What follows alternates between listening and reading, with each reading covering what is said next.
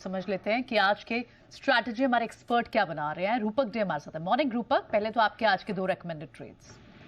Good morning Priyanka. तो अगर market की तरफ देखें तो पिछले 2 दिन से निफ्टी में और बैंक निफ्टी में जो सेलिंग प्रेशर आया वो एक रिसेंट कंसोलिडेशन के पास एक सपोर्ट मिला और मार्केट थोड़ा बहुत ओवरसोल्ड भी लग रहा है वेरी शॉर्ट टर्म के लिए।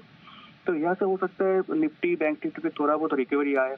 निफ्टी की बात करें तो निफ्टी का 24,600 का एक सपोर्ट रहेगा। तो ओवरऑल लॉन्ग पोजीशन बनाया जा सकता है मार्केट में with stop loss of 24,600 in Nifty.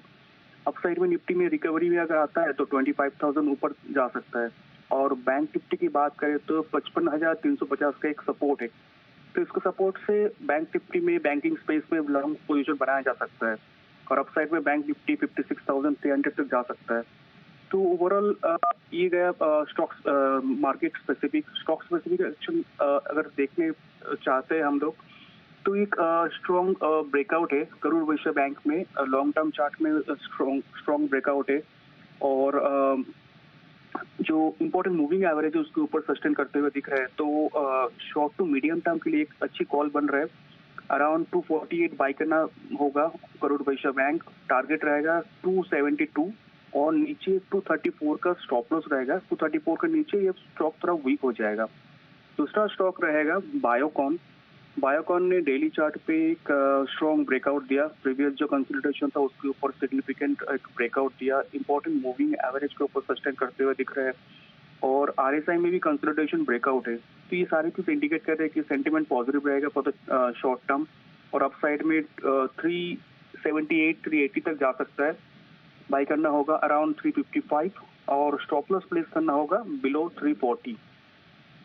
Okay, चलिए, तो ये तो बात हो गई बायोकॉन पर और ये 2 आपकी रिकमेंडेशन हो गई, करूर वैश्य बैंक और बायोकॉन, दोनों में बाय की रिकमेंडेशन। रूपक, अब कुछ और खबरें भी देख लेते हैं। आज जिस तरह से बाजार पर एक नेगेटिव इम्पैक्ट दिख रहा है, ये जो ग्लोबल टेंशन है, लेकिन इसके बीच में ओएमसीज को तो हवा ही मिल रही है। इनके लिए तो एक प्रेशर वाला ट्रेड है और ऑयल प्रोड्यूसर्स के लिए बाय साइड का ट्रेड है। क्या वो ट्रेड अब भी वैलिड है? प्लस ओएनजीसी और शॉर्ट बीपीसीएल एचपीसीएल आईओसी, क्या ये अब भी प्रॉफिट दे सकता है? जी हाँ, मुझे लगता है कि ये जो ओएनजीसी में अगर शॉर्ट टर्म चार्ट देखे तो प्रीवियस जो सारे कंसोलिडेशन स्विंग हाइस थे उसके ऊपर क्लोजिंग आया। तो ओएनजीसी में अगर पोजीशन बनाया जाता है तो 244 का स्टॉप लॉस से पोजीशन बनाया जा सकता है। अपसाइड में 270 का टारगेट अभी भी इंटैक्ट मुझे लग रहा है यहाँ से।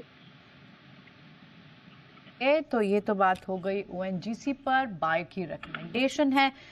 इसके साथ ही आप कुछ और स्टॉक्स भी अगर देखें, जैसे आप सन फार्मा है, यहाँ पर इसके इनको 483 ऑब्जर्वेशन, इनकी इंस्पेक्शन हुई थी यूएसएफडीए ने, 483 ऑब्जर्वेशंस भी मिली हैं। क्या ये नेगेटिव प्रेशर क्रिएट कर सकता है आज स्टॉक पर? क्या ये गिर सकता है स्टॉक? जी हाँ, गिर सकता है लेकिन फिलहाल जो चार्ट फ्राइडे का चार्ट जो क्लोजिंग था वो अभी भी इंडिकेट कर रहा है कि स्ट्रेंथ है। हाँ, डेफिनेटली 1660 के नीचे स्टॉक आ जाता है तो उसके बाद एक सेलिंग प्रेशर आ सकता है। 1660 के नीचे 1570 1550 तक नीचे आ सकता है और हायर एंड में एक रेजिस्टेंस रहेगा 1700 का। तो 1700 के ऊपर आता है तो एक स्ट्रॉन्ग मोमेंटम क्रिएट होगा और 1660 के नीचे सिग्निफिकेंट करेक्शन आ सकता है स्टॉक में। ओके, ठीक है। चलिए, एक बहुत इंटरेस्टिंग रिपोर्ट जेफरीज की आई है इंडियन होटल्स पर, जहां पर उन्होंने बताया कि पूरी इंडस्ट्री की तो पेस चल ही रही है, लेकिन ये अपने कहीं ना कहीं टारगेट्स को डबल कर देंगे। In fact double digit revenue growth target इनका मेंटेन होगा और साथ ही इनकी स्ट्रॉन्ग ट्रैक रिकॉर्ड है। लगभग 34% का अपसाइड देख रहे हो। इंडियन होटल्स पर एक राय देंगे आप? जी, इंडियन ऑयल का अगर चार्ट देखें तो एक छोटा कैंडल फॉर्मेशन था फ्राइडे के सत्रों में और चार्ट में थोड़ा वीकनेस दिख रहा है। लेकिन अगर ओपनिंग में ये 740 के ऊपर आ जाता है उसके बाद एक बाइंग मोमेंटम क्रिएट होगा और उसके चलते स्टॉक में सिग्निफिकेंट रैली देखने को मिल सकता है टूवर्ड्स 780। तो 740 के ऊपर लॉन्ग पोजीशन बनाया जा सकता है विद स्टॉप लॉस ऑफ 727। ठीक है, चलिए, बहुत बहुत शुक्रिया रूपक, आज इस समय पर समय देने के लिए और ये सारी स्ट्रैटेजी बताने के लिए। एक छोटे से ब्रेक के लिए रुक रहे हैं, जल्द वापस हाजिर होंगे।